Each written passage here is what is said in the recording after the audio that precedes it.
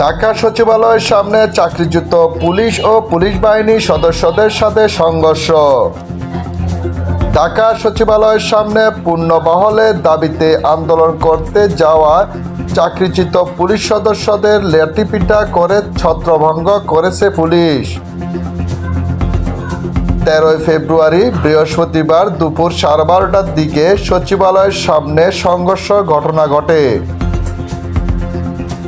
ঘটনার আগে দুপুর 12টার দিকে জাতীয় প্রেস ক্লাবের সামনে থেকে মিছিল নিয়ে সচিবালয়ের দিকে যাওয়া হয় চাকরিচ্যুত পুলিশ সদস্যরা। সচিবালয়ের সামনে পৌঁছানোর আগে দুই জায়গায় ব্যারিকেড দেন বাধা দিয়ে পুলিশ। তারা পুলিশের বাধা অতিক্রম করে সচিবালয়ের সামনে গিয়ে অবস্থান করেন। এই সময় পুলিশ ঊর্ধ্বতন কর্মকর্তা তাদেরকে সচিবালয়ের সামনে থেকে সরে যেতে বলেন, কিন্তু তারা সরতে রাজি হলো না। বাদে এক পর্যায়ে পুলিশের সঙ্গে আন্দোলনকারীদের সংঘর্ষ ঘটনা ঘটে। আন্দোলনকারী মিজানুর রহমান বলেন, আমাদের শান্তিপূর্ণ অবস্থান করছিলাম চাকরি ফিরে পাওয়ার জন্য। 10 জনকে মারাত্মকভাবে জখম করা হয়েছে, কয়েকজনকে গ্রেপ্তার করেছে পুলিশ। আমরা এ হামলার সুষ্ঠু সমাধান চাই। ঘটনাস্থলে দায়িত্বরত পুলিশ পরিদর্শক কাউসার বলেন, বিগত সরকারের সময় চাকরি হারানো পুলিশ বেশ কিছু কনস্টেবল তাদের চাকরিতে পুনর্বহাল দাবিতে সচিবালয় গেটের সামনে এসেছিলেন।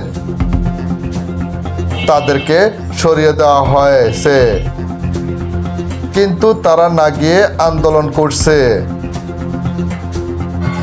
শাহবাগ থানার police inspector operation Mohammad Delwar Hossain সাংবাদিকদের জানান, কোনো আহতর বিষয় জানেন না। ঘটনাস্থলে পুলিশ সদস্য আছেন, তারা সেখানে দায়িত্ব পালন করছেন। আটকের বিষয়ে পরে জানানো হবে।